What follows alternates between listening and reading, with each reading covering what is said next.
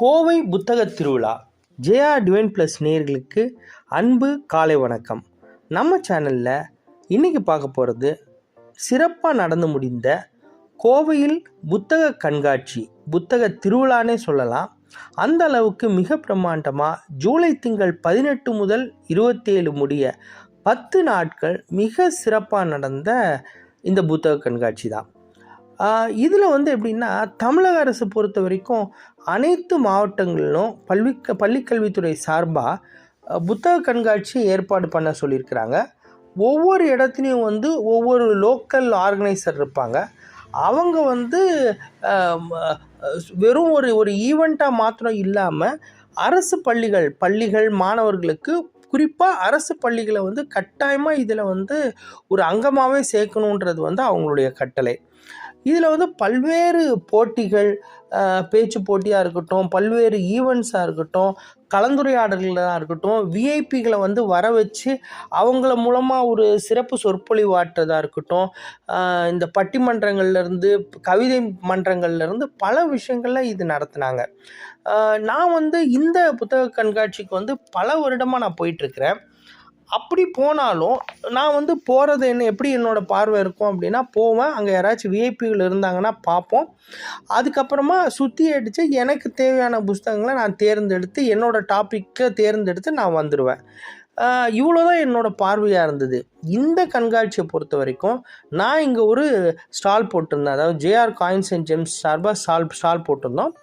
இந்த நாணயங்கள், பணத்தால் அஞ்சல் தலையை ஒரு A4 ஷீட்டில் அது ஃபுல் டீட்டெயில்ஸோட ஒரு சேகரிப்பாளர், ஒரு ஹாபி ரிலேட்டடாக எப்படி பண்ணணும் அப்படின்றது ஒரு அடிப்படையில் அந்த கான்செப்ட் பேசிஸில் நம்ம பண்ணியிருந்தோம். ஸோ நான் 10 நாளும் சரி, அதுக்கு முன்னாடி உண்டான ஏற்பாடுகளும் சரி, எப்படி அதை ஆர்கனைஸ் பண்ணுறாங்கன்றதும் சரி, பல விஷயங்களில் பக்கத்துலேயே இருந்து பார்த்தேன். அந்த அளவுக்கு ஒவ்வொரு விஷயத்தையும் ஒரு நேர்த்தியாக இவ்வளோ பேர் ஏறக்குறைய ஒரு 300 ஸ்டால் இருந்தது.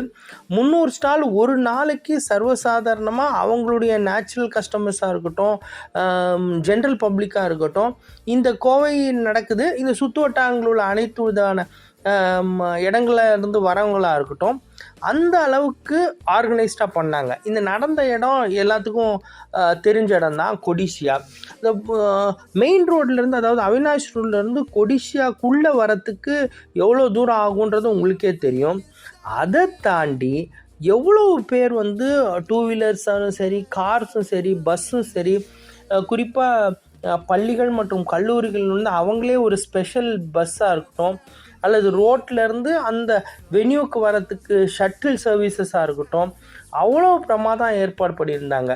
முதியோர்களுக்காக வீல் சேரு, எப்படி அந்த வர கஸ்டமர்ஸை அந்த டேட்டாஸ் எடுக்கிறதுக்காக ஸ்டூடெண்ட்ஸு, வாலண்டியர்ஸு, உணவுலேருந்து பல வாலண்டியர்ஸ்க்கு தனியாக, அந்த எக்ஸிபிட்டர்ஸ்க்கு தனியாக, ஸ்டால் ஓனர்ஸ் தனியாக, மற்ற ஜென்ரல் கேன்டீன்லேருந்து பல விஷயங்களை மிக சிறப்பாக ஏற்பாடு பண்ணியிருந்தாங்க.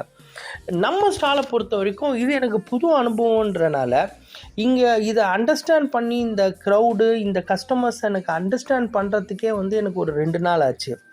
அதுக்கப்புறமா கொஞ்சம் கொஞ்சமாக நமக்கு என்னன்றது புரிஞ்சிருச்சு.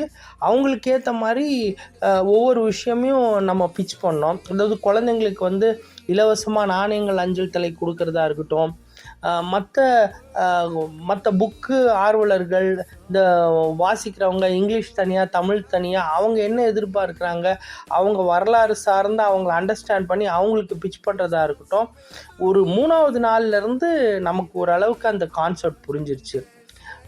ஒவ்வொருத்தரும் இது எப்படின்னா ஒரு எலைட் க்ரௌடு, செலக்டட் க்ரௌடு. எலைட்டுன்னு நான் எதை சொல்கிறேன் அப்படின்னா, பணத்தை தாண்டி, பண பின்புலம் தாண்டி தேடல்கள் உள்ளவங்க தான் இதுக்குள்ளே வராங்க. அதாவது புத்தக கண்காட்சினாவே எல்லா சப்ஜெக்ட்லேயும், எல்லா துறையிலையும் அடுத்த கட்டத்துடைய தேடுதல், ஏதாவது ஒரு ரெஃபரன்ஸ் கிடைக்காதா, அவங்களோட சேகரிப்பை கொஞ்சம் மேம்படுத்த மாட்டோமா, அந்த விஷயங்களுக்காக அவங்களோட விஷன் எல்லாமே தேடல்களாக இருந்தது.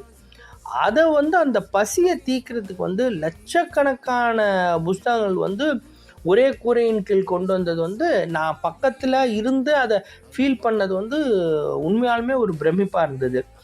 நம்ம ஸ்டாலை பொறுத்த வரைக்கும் நாணய ஆர்வலர்களாக இருக்கட்டும், மற்ற ஈவெண்ட்ஸில் பங்கேற்கிறவர்களாக இருக்கட்டும், ஒரு 2 நாளுக்குள்ளேயே நம்ம அங்கே இருக்கிறோன்றது தெரிஞ்சிருச்சு. எல்லோரும் வந்து வாழ்த்துனாங்க, புகைப்படம் எடுத்துக்கிட்டாங்க. நம்மளை தேடி வந்து பல பேர் வந்தாங்க. அதை தாண்டி விஐபிகள் பல பேர் வந்து நம்ம ஸ்டாலை பார்த்து பிரமிச்சு போனாங்க. என்னோடய கஸ்டமராகவே ஆயிட்டாங்க. நான் வியந்த திரு எஸ். ராமகிருஷ்ணன் ஐயாவாக இருக்கட்டும், மற்ற பல பேர், பல விஐபிகள், பல பேச்சாளர்களாக இருக்கட்டும், எழுத்தாளர்களாக இருக்கட்டும், அவங்களெல்லாம் சந்திக்கக்கூடிய வாய்ப்பு எனக்கு கிடைச்சிது. குறிப்பாக நிதி ஆலோசகர் ஐயா சோமவல்லியப்பன் அவர்கள், அஸ்ட்ராலஜர் ஜோசியர் திரு பண்டிட் விஜய் அவர்கள், மற்ற நம்மளுடைய கலெக்டர்ஸு மற்றும் வியாபாரிகள் வந்து திரளாக பங்கேற்றாங்க, திரளாக ஆதரவு கொடுத்தாங்க. இந்த மாதிரி விஷயங்களை வந்து ஊக்குவிக்கிறதன் மூலமாக வந்து நம்மளுடைய ஒரு நம்ம அடுத்த தலைமுறையுடைய அந்த நோக்கம் வந்து தெளிவாக இருக்கும். அதாவது நம்ம என்ன விஷன் நம்ம பண்ணுறோமோ, எந்த டிஸ்ட்ராக்ஷனும் இல்லாமல் இந்த மாதிரியான ஃபோக்கஸ்டாக நம்ம வந்தோன்னா நம்மளோட நோக்கம் இருக்கும். அந்த நோக்கத்தை நோக்கி போகிறதுக்கு என்னென்னலாம் தரவுகள் தேவை, அதுக்கு உண்டான புக்ஸுகளும் மற்ற விஷயங்களும் என்னென்ன தேவைன்றது உண்டான தேடல் வந்து கரெக்டான இடத்துல இருக்கிறோன்னு நான் நம்புகிறேன்.